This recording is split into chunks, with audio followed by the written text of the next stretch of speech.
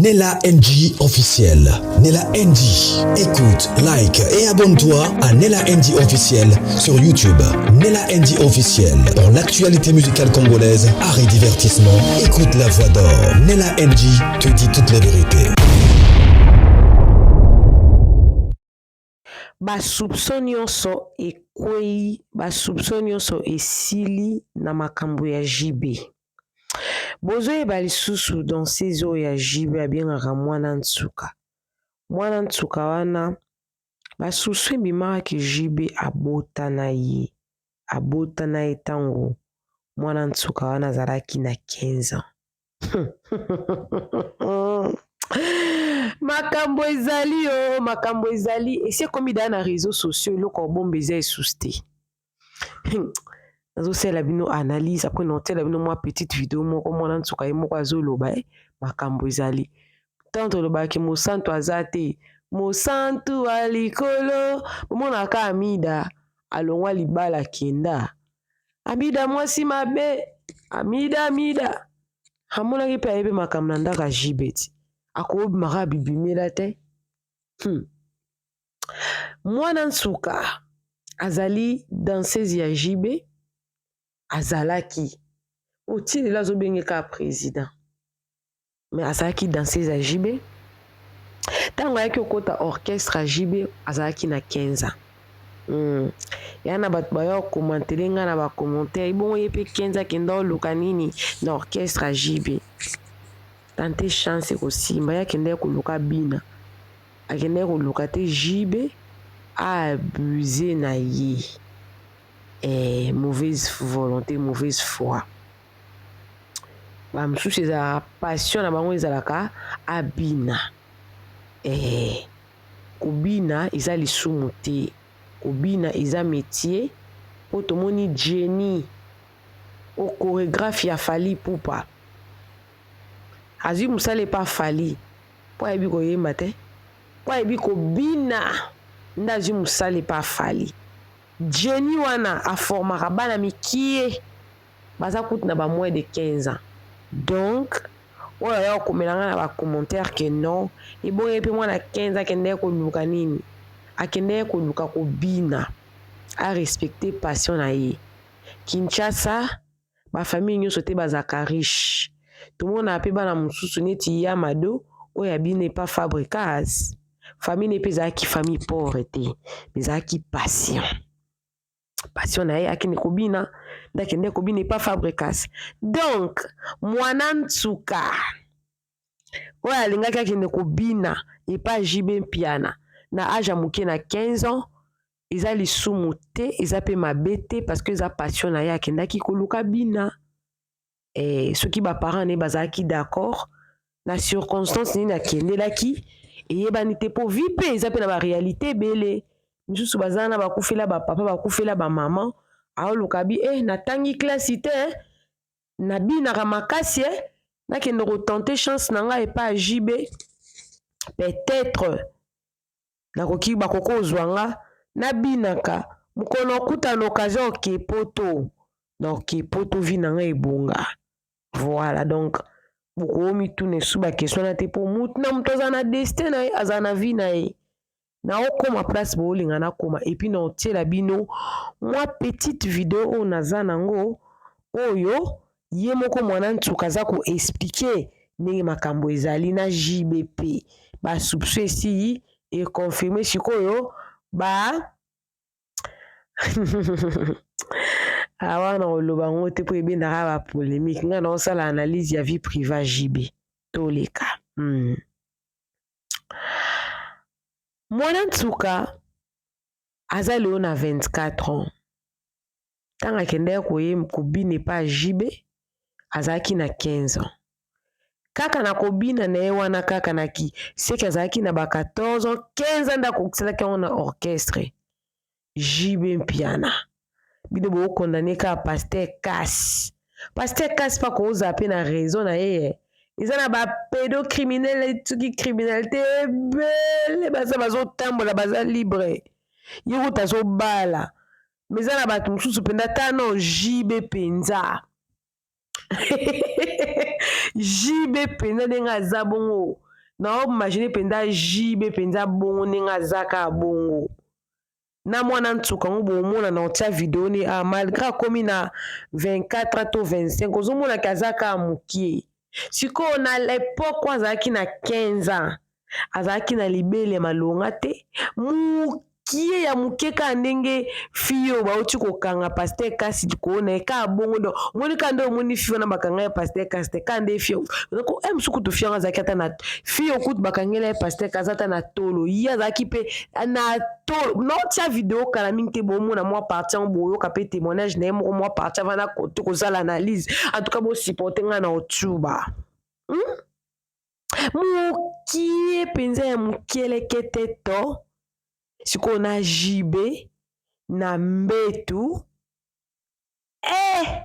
mibali baza bantoki moko mibali bolukaka nini bolukaka nini bino mibali botondaka te soki natali amida natali sikoyo mwana ntuka wana ndenge azalaki à l'époque na mwa 15 ans tala mwa likolo tala mwa lipendula jibe sikoyo likolo na ye mibali ignorante mwana bato vierge. Alors vous allez vous poser des questions jiba mona moi si mususu ta mona ki atalaki innocence ya mwana vierge innocente aza agneau immolé ayebi makambo a vite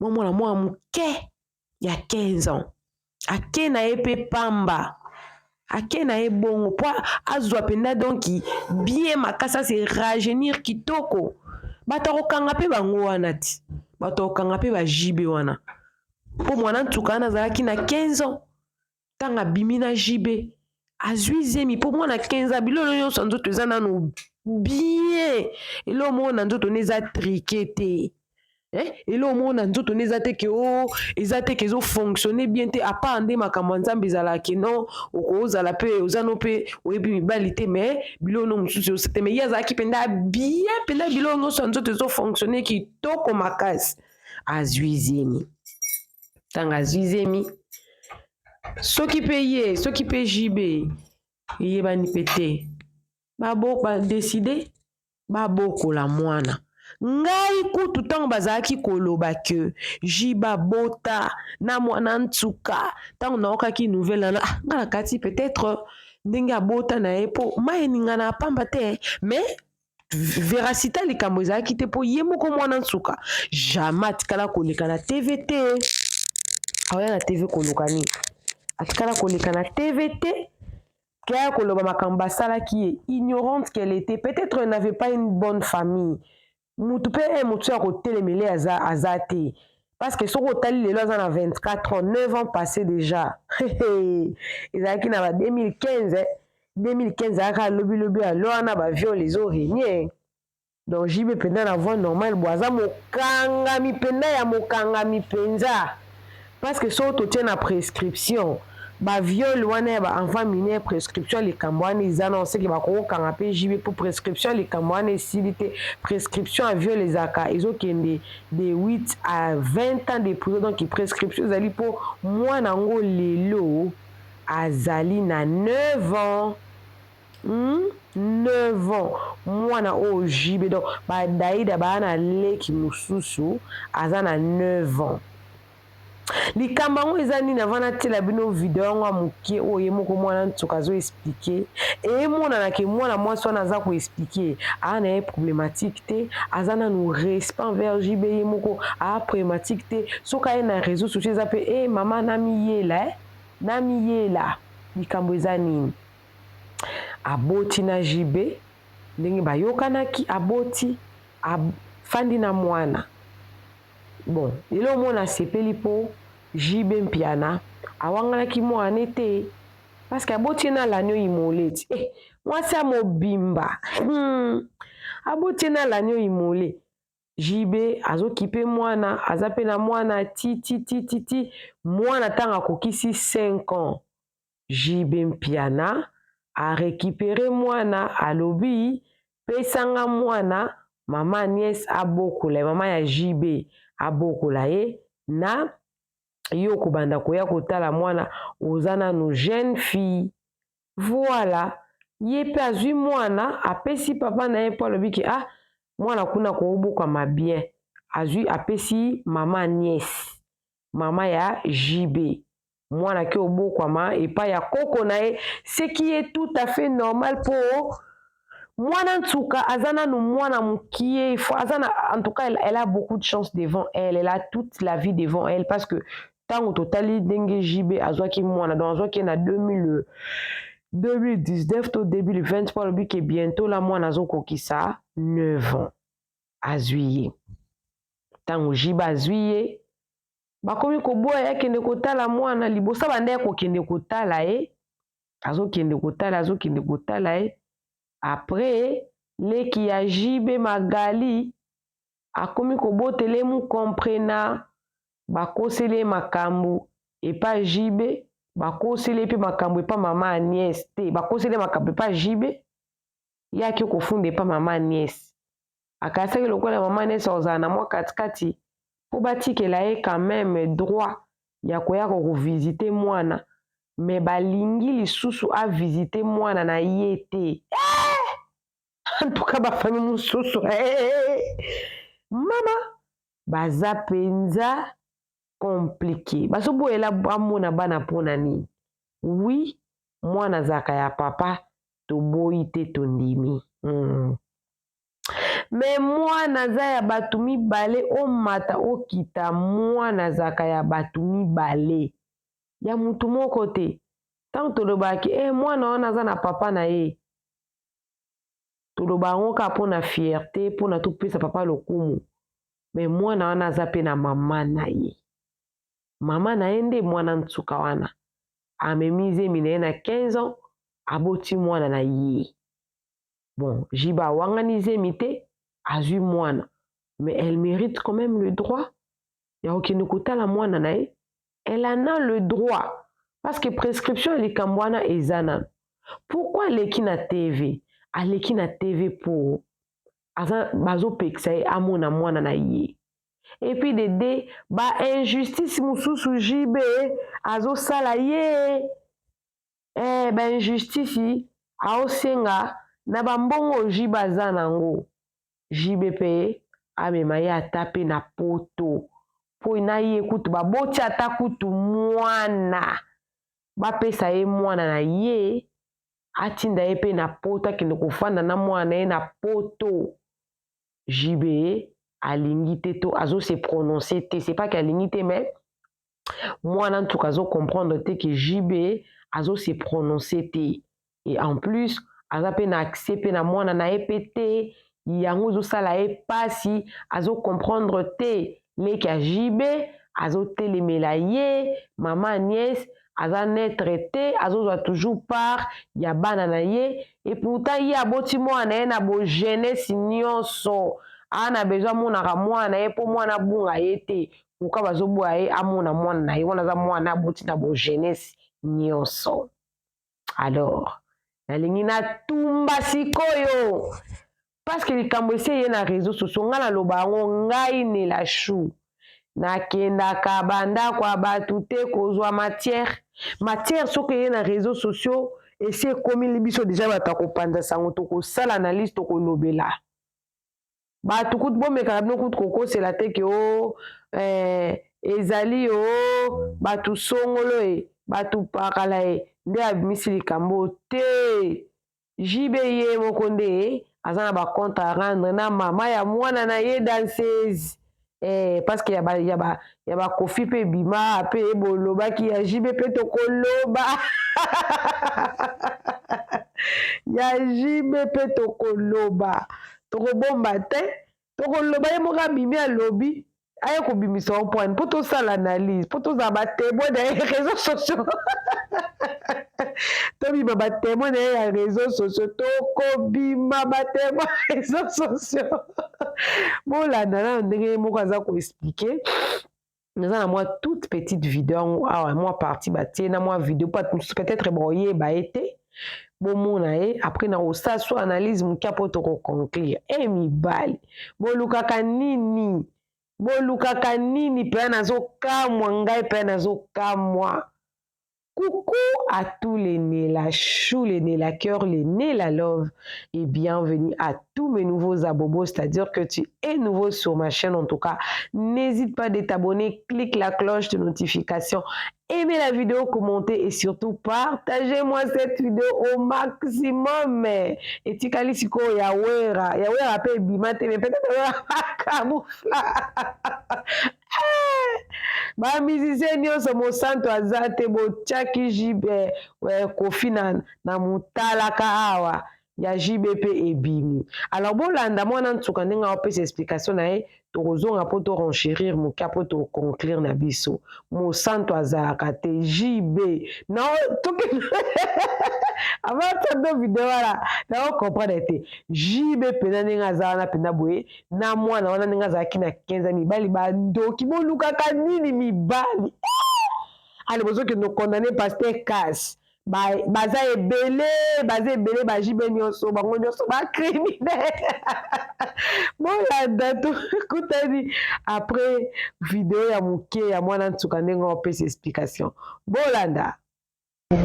Aboti mwana nga na âge ya 15 ans pasi ya kokende na maternité nano na posa mwana ngai naza vivante no nakufi te ndenge nini nga mama mwana naza envie koko kokende obokolela nga mwana donc naza digne te obokola mwana wana bongo nabotaki ndenge nini naza na posa presa tinda na ngai na mwana ngai tokenda poto nga moko nabokola mwana ngai baprive nga na mwana nga te nazia ti mokomona okoma majeur bongo ya oluka ngai wana réponse ya Magali Chitundule qui petite c'est propre il y a président JB Piana de répondre nga mona ntuka papa na ngezo pesa nga passe na motema maloko pousser ngai na ebité pour na nini président futa nga boy azwi nga na bomwana na servir rien na taki danseuse pe na botele mwana bato mususu kuto basali leloko te mais amemi bango na poto na ebité motema ngo ya nini après azo sa nga boye les Indiens. Papa Nabila Seigneur, mon Tsuka, le boisson qu'on a de Basie. 3 parties. Tsuka qu'on a de Basie. 3 parties. Le boisson qu'on a de Basie. 3 parties. On a signalé. Moussou, l'Iboukonelo. Naki kota maman Agnès, crois que maman kokotela nga kozala naître. Mais maman susu kaka donc ndenge moko kaka na président na epesi ki président mutayibisa ba makambo wana bazo manipuler nga na Magali Chitundule ki président bazo manipuler nga makasi na c'est comme si na komi rejeter lelo que ça nga pasi yango wana.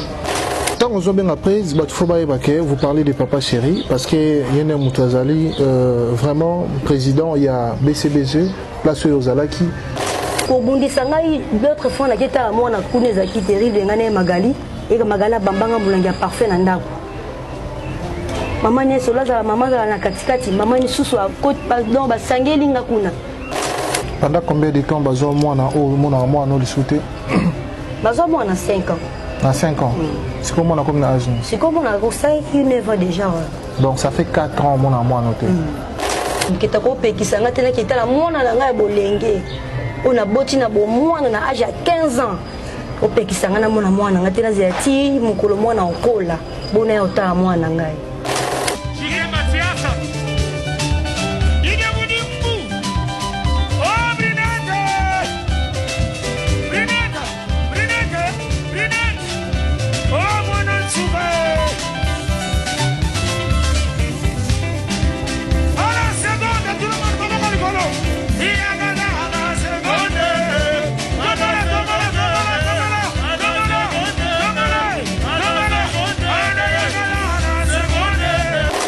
Nayeba basobelanga lupango mena sima to yongo na mikanda neza yango te eza lupango papa moko ya muluba esenga tolongwa nga vanda ki wana na vanda na kati wana pre na simi compliqué balongoli ba benga na moni ka pake no lupango eza nga susu te ko bolandi na tieka mwa place wana ka ya moke kaka pona illustre bino combien est-ce que mutu azana pasi mona ntuka eza na ngote ke ana esengo ninga lekini émission moi vraiment personnellement na otala namoni kiza nango te ke ane sengo ki aya ko salir JB non aza victime ya ba injustice. Ozomona aza victime ya injustice. Omona ke mwana na yo moko me bazo prive yo na mutsopo jibeko ayibi ye bo mwana abotisi ye mwana. Ok, je te décharge. Mais le fait de décharger quelqu'un de cet enfant-là n'enlève pas cette maman-là le droit d'être la maman de l'enfant. Non, c'est injuste. C'est injuste. Tout ça pourquoi? Parce que moi, en position de force, à sa maman, moi, en ayo, sur le salé, bola, m'a bezate. Oui, j'ai bazui charge ya mwana. C'est que beaucoup d'hommes payent, basala en côté. Côté, on a pena na félicité, JB makasi. Azui charge à mwana. C'est qui est responsable pour na JB, quoi. C'était vraiment un père responsable parce que atale ba dalida ba junior ba nana bi oh pas à makila nanga na ko négliger makila oté côté on a penda coup de chapeau à JB. Mais maman mwana ba changera été maman mwana otika la maman et mwana tout comme papa mwana otika la papa mwana JB azana mbongo azangi mbongo te. Ce qui y a le pango exact, peut-être it's too much pour avoir déjà charge à moi. Mais j'ai pas une opportunité ni sur la moi soit na visa. Ata ya mboka nyonso jiba zangite na nenga voyage na crédibilité na ye en tout cas jiba zangi en côté. Tout le ba vérité, jiba pas za mutu mukiete, jiba opéser na communauté congolaise. Jiba opéser makasi, jiba za misa mukiete. Ba visa on peut à Canada ou aux États-Unis ça combien? Ils a combien? Bana JB la plupart yo so bazana poto. Peut-être à peine ba programme sous mais ce qui maman moi no asengi. Bon, zwa kasi mwana, mais maman mwana quand même na reconnaissance wana. Elle mérite quand même. Moi je pense que cette dame elle a totalement raison. Elle a vraiment na raison naï. Peut-être à bon on a niveau de justice peut-être à peine appuité mais dans les médias aime sous-souper à mes cas peine n'enga ba femme parce que bon lobat pour ana luki famille évidemment boki maman nièce azoza parti pris les KJB bon ya tala mwana peut-être pe JB nga yambake sur la téléphone té seule manière comme c'est les messages ça ko le kana TV on ba wera ba mona ba camarade ya JB ba mona JB tala wana mama mwana na yo tia na ba condition sunga ils a cri d'alarme pour une photo zoara ba makamuka to côté non cette fille moi soit victime